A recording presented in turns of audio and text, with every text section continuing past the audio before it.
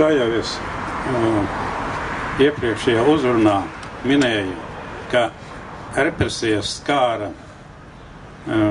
armiju, policiju. Pašlaik es lūkšu nolasīt admirāļa Spādes dzejoli Aju Briedi. Admirālis Spāde 41. gada 14.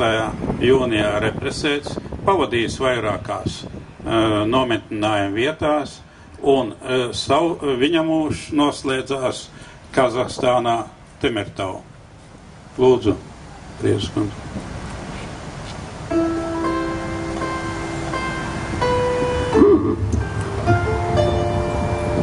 1948. gadā admirālis Teodors Spāde rakstīja: Dievs varenais, ja ļāvi krist tu ienaidnieka rokās, ļauj jūgā galvu lepni celt un nesaļimt izmisuma mokās, dod spēku ienaidam, kurš neļaus mūsu garu laust, un mīlestībai, lai pār zemi postītoreiz gaisma aust. Dod spēku ticēt dzimtenei, tevijai un sev.